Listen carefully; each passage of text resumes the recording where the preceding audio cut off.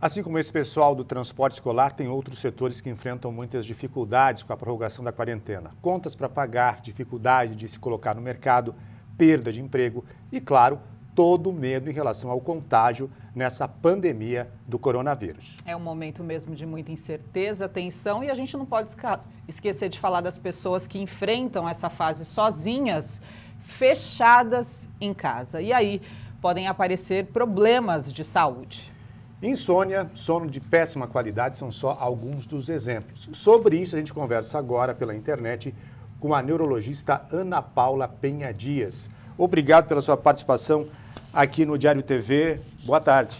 Boa tarde, olá, doutora Ana Paula. Boa tarde, Cris, Dina, é um prazer falar com vocês. O que um sono aí desregulado, longe do ideal, pode provocar? Bom, o sono, ele é responsável por inúmeras reações no nosso organismo, né? Reações biológicas, produções de hormônios. Ele é responsável, inclusive, pessoal, pelo nosso sistema imunológico. Ou seja, se a gente não dorme bem, a gente está, sim, mais exposto a uma infecção, a algo mais grave, tá? Além disso, a dificuldade de sono pode interferir diretamente no nosso humor, no nosso raciocínio, na nossa parte cognitiva, né? Então, quem não dorme bem, normalmente fica muito irritado, fica mais depressivo, mais ansioso. E o que fazer nesse momento para regular o sono, para que ele seja de qualidade? Quais as suas orientações, doutora Ana?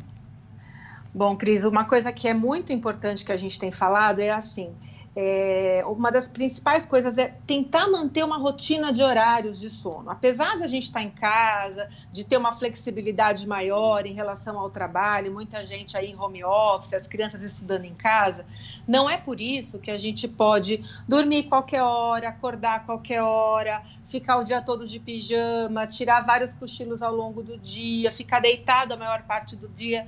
Isso não ajuda em nada, tá? É importante acordar cedo, acordar no horário que você estava acostumado a acordar quando você tinha a sua rotina aí de trabalho, de saída de casa, né, para ver o sol. Então, é importante levantar cedo, tá? Porque, em geral, a gente começa a ter aí uma sonolência, uma sensação de cansaço físico depois de 16 horas de vigília, de ficar acordado.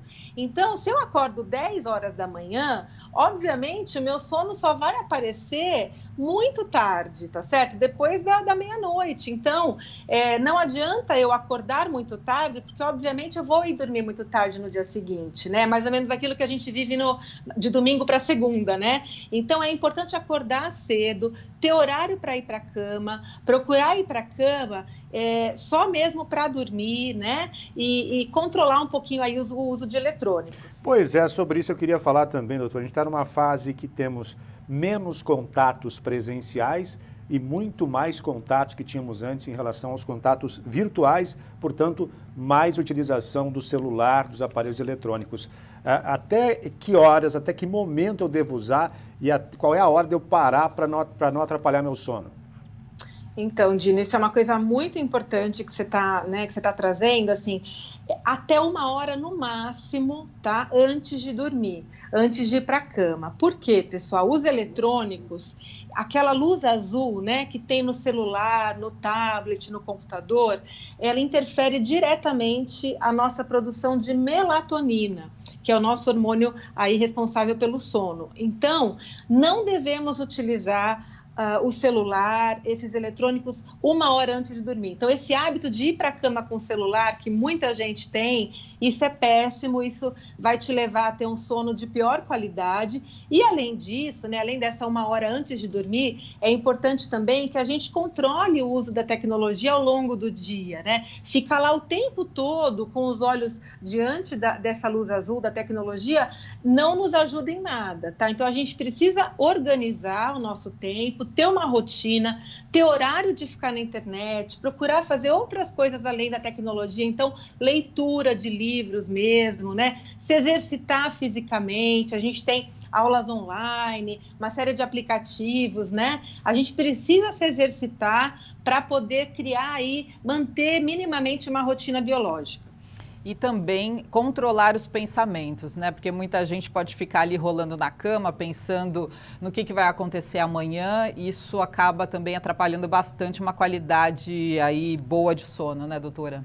Sem dúvida. E para isso, a gente tem uma estratégia muito bacana, que é a meditação, né? O relaxamento. Hoje em dia, a meditação tem sido amplamente divulgada, a gente tem acesso aí, YouTube, aplicativos, você coloca ali para ouvir, fecha os olhos, vai seguindo aquilo que a voz está te dizendo, fazendo respiração, acalmando a mente, né? E com isso, com certeza, você vai ter um sono mais reparador.